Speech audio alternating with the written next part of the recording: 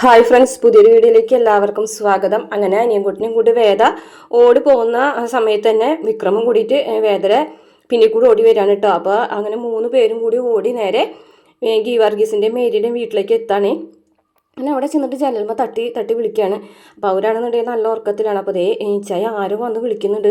പെട്ടെന്ന് വേദ സൗണ്ട് കേൾക്കാണ് കേട്ടോ. അയ്യോ, ഇത് വേദയാണല്ലോ എന്ന് പറഞ്ഞിട്ട് വേഗം തന്നെ അവർ ലൈറ്റൊക്കെ ഇടാണ്. അപ്പോൾ അവർ പുറത്തു നിന്നിട്ട് വിളിയാണ് കേട്ടോ. ജനലിനൊക്കെ തട്ടിക്കൊണ്ടിരിക്കുന്നുണ്ട്. അങ്ങനെ പുറത്തേക്ക് അവർ വരുമ്പോൾ എന്താ വേദി ഈ നേരത്ത് എന്ന് ചോദിക്കാൻ കേട്ടോ. അങ്ങനെ അവരെ അകത്തോട്ട് വിളിക്കാൻ കേട്ടോ. എന്തായാലും അകത്ത് വായോ എന്ന് പറയുകയാണേ. അങ്ങനെ അകത്തേക്ക് വന്നിട്ട് വെള്ളം ഒക്കെ എടുക്കാൻ പോവുകയാണ് കേട്ടോ. എന്ത് പറ്റി, എന്താ ഉണ്ടായതെന്ന് ചോദിക്കാൻ കേട്ടോ. അപ്പോൾ വിക്രം പറയുന്നുണ്ടോ ഒക്കെ പറയാം ഗീവർഗീസ് ഏട്ടാ, വിശദമായിട്ട് തന്നെ എല്ലാതും പറയാമെന്ന് വിക്രം ഗീവർഗീസിനോട് പറയുന്നുണ്ട്. ഇതേ സമയം ചന്ദ്രശേഖരനും ശ്രീകാന്തും അവിടെ തോട്ടം മുഴുവൻ അരിച്ചു പെറുക്കിയിട്ട് അവരെ കിട്ടാതാവുമ്പോൾ ചന്ദ്രശേഖരൻ ഗുണ്ടകളൊക്കെ വഴക്ക് പറയാനിട്ട്, നിങ്ങൾ ഇത്രയും പേരുണ്ടായിട്ടും അവരെ 3 പേരെ കണ്ടെത്താൻ നിങ്ങൾക്ക് കഴിഞ്ഞില്ല, നിങ്ങൾക്ക് എന്തിനാടാ വന്നതെന്നൊക്കെ ചോദിച്ച് വഴക്ക് പറയുകയാണ്. അപ്പോൾ ജോബി പറയുന്നുണ്ട്, എന്തായാലും തോട്ടത്തിലൊന്നും അവർ അധികം നേരം ഇരിക്കാൻ സാധ്യതയില്ല. അവരെ ലോക്കൽ ഗാർഡിയൻ മൈക്കിൾ അച്ഛനാണ്. അച്ഛൻ്റെ അടുത്ത് പള്ളിയിലായിരിക്കും ചിലപ്പോൾ അവരുണ്ടാവാന്ന് പറയുകയാണേ. അപ്പോൾ എന്നാൽ പിന്നെ അവിടെ അന്വേഷിച്ചൂടെ, നിങ്ങളെല്ലാവരും അങ്ങോട്ടും ഇങ്ങോട്ടൊക്കെ പോയി അന്വേഷിക്കണമെന്ന് പറഞ്ഞ ഗുണ്ടകളൊക്കെ പറഞ്ഞായിക്കോട്ടോ. അപ്പോൾ ഇവർ തമ്മിൽ ഓരോരോ കാര്യങ്ങൾ പറയാൻ കേട്ടോ. അനിയൻകുട്ടനെയാണ് ആദ്യം ഇല്ലാണ്ടാക്കേണ്ടിയിരുന്നത്, അത് ആദ്യമേ ചെയ്യായിരുന്നു വെച്ചാന്ന് പറയാൻ കേട്ടോ. ഇനിയിപ്പോൾ പറഞ്ഞിട്ട് കാര്യമില്ലല്ലോ, അനിയൻകുട്ടനാണ് ഏക സാക്ഷി എല്ലാത്തിനും, അനിയൻകുട്ടനെയാണ് നമുക്ക് ആദ്യം ഇല്ലാതാക്കേണ്ടതെന്നൊക്കെ പറയുകയാണേ. പിന്നെ കാണിക്കുന്നത് പിറ്റേ ദിവസം രാവിലെ തന്നെ നടന്ന സംഭവങ്ങളെല്ലാം ഗീവർഗീസിനോട് വിക്രം തുറന്നു പറഞ്ഞിട്ടുണ്ട്. അപ്പോൾ ഇത്രയധികം പ്രശ്നങ്ങൾ ആണോ നിങ്ങൾക്കുള്ളതെന്ന് ചോദിക്കുകയാണ് കേട്ടോ അയാൾ. എന്തായാലും ഞാൻ അച്ഛനെ വിളിച്ചിട്ട് വരാം, ഞാനും മേരിയും കൂടെ പള്ളിയിൽ പോയിട്ട് അച്ഛനെയും വിളിച്ച് വരാം, നിങ്ങൾ ഇവിടെ ഇരിക്കി എന്ന് പറയും കേട്ടോ. അപ്പോൾ അവരുടെ കൂടെ ജോബി ഉണ്ട് അച്ചായ.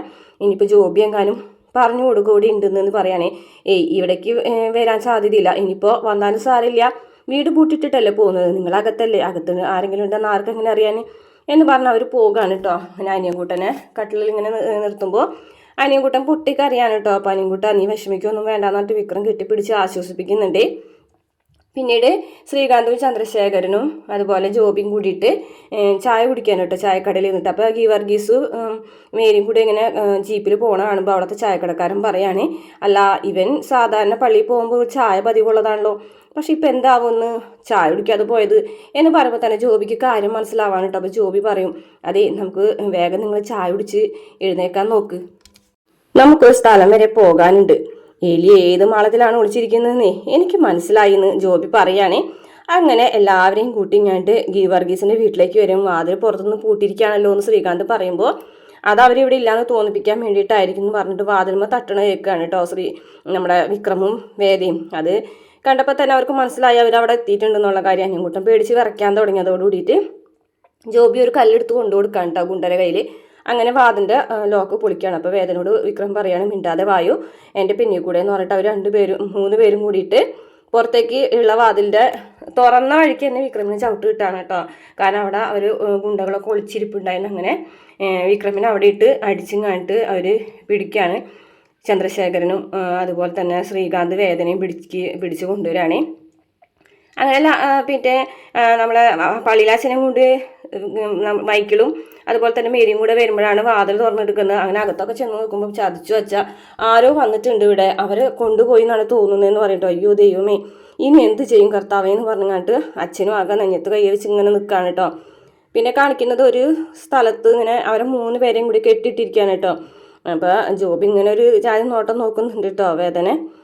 അങ്ങനെ ശ്രീകാന്തും ചന്ദ്രശേഖരനും അവിടേക്ക് വരികയാണ് കേട്ടോ. ശ്രീകാന്തിൻ്റെ കയ്യിലൊരു പേപ്പറും ഒരു പേനൊക്കെ ഉണ്ട് വേദന കൊണ്ട് ഒപ്പിടിക്കാനായിട്ട്.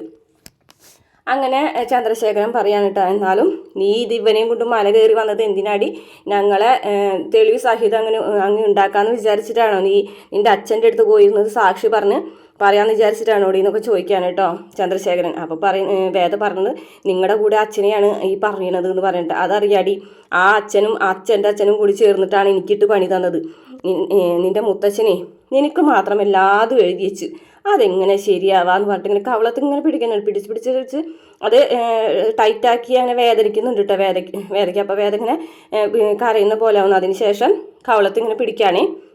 അപ്പോൾ വേദ പറഞ്ഞു അവളെ വിടടാന്ന് പറഞ്ഞിട്ട് ഒച്ചെടുക്കുമ്പോഴേക്കും വിക്രമിൻ്റെ മുഖത്തടിക്കുകയാണ് കേട്ടോ ചന്ദ്രശേഖരൻ.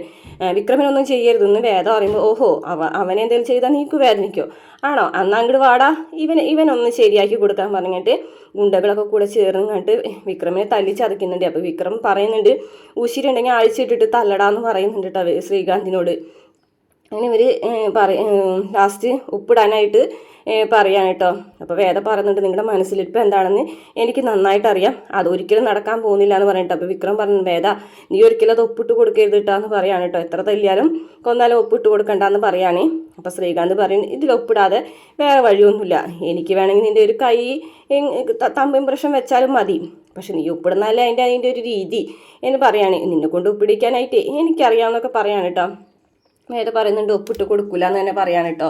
അത്രയാണ് ഇന്നത്തെ എപ്പിസോഡിലുള്ളത്. പ്രമോലാണെന്നുണ്ടെങ്കിൽ വിക്രമിനെ ഭയങ്കരമായിട്ട് അടിക്കുകയാണ് കേട്ടോ. വിക്രമിനെ മാത്രമല്ല അനിയൻകുട്ടനെ അടിക്കുകയാണ്. ചന്ദ്രശേഖരൻ ഒരു വലിയ വടി എടുത്തിട്ട് അനിയൻകുട്ടനെ അടിക്കുകയാണ് കേട്ടോ. അവസാനം വേദ ഒപ്പിട്ട് കൊടുക്കാമെന്ന് അലറി വിളിക്കുകയാണ് കേട്ടോ. അനിയൻകുട്ടനെ അടിക്കുന്നത് കണ്ടിട്ട് ഞാൻ ഒപ്പിട്ട് തരാമെന്ന് കരഞ്ഞുകൊണ്ട് പറയുകയാണ്. അപ്പോഴേക്ക് അവിടേക്ക് നമ്മളെ സേതു വരികയാണ് കേട്ടോ. സേതു വന്നിട്ട് ഗുണ്ടകളൊക്കെ അടിച്ചൊതുക്കുന്നുണ്ട്. അപ്പോൾ വിക്രമിനെ കയറൊക്കെ ഊരി വിടുന്നുണ്ട്. അങ്ങനെ അവർ 3 പേരും കൂടെ കയറിൻ്റെ ഉള്ളിൽ നിന്ന് പുറത്താവും. അങ്ങനെ എല്ലാവരെയും അങ്ങോട്ടും ഇങ്ങോട്ടും ഒക്കെ അടിച്ച് ശരിപ്പെടുത്തുന്നതിൻ്റെ ഇടയ്ക്ക് ചന്ദ്രശേഖരൻ ഒരു പണി ചെയ്യുന്നുണ്ട്. ചന്ദ്രശേഖരൻ തോക്ക് എടുത്തിട്ട് അനിയൻകുട്ടനെ വെടിവെക്കുകയാണ് കേട്ടോ. അനിയൻകുട്ടനെ കൊല്ലാണ്. പെട്ടെന്ന് തന്നെ വിക്രമന് അതൊരു ഷോക്കാവാണ് കേട്ടോ. അനിയൻകുട്ടനെ കൊല്ലുന്ന കണ്ടോടുകൂടി തന്നെ വേദ ബോധം കെട്ട് താഴത്തേക്ക് വീഴാണ്. വിക്രം ഓടി ചെല്ലുന്നുണ്ട് കേട്ടോ. അപ്പോഴേക്കും വിക്രമിൻ്റെ നേരെ തോക്ക് ചൂണ്ടാണ് ചന്ദ്രശേഖരൻ. അങ്ങനെ അനിയൻകുട്ടനെ കൊന്നത് കണ്ടിട്ട് വിക്രമും വേദയൊക്കെ ആകെപ്പാടെ അങ്ങ് ഷോക്കാവാണ്. ഇനിയിപ്പോൾ ചിലപ്പോൾ ചന്ദ്രശേഖരനെയും കൂടിയിട്ട് വിക്രം കൊല്ലുന്നുണ്ടാവും. അതുകൊണ്ടാണ് വിക്രം ജയിലിൽ പോകുന്ന ഭാഗം കാണിച്ചത്.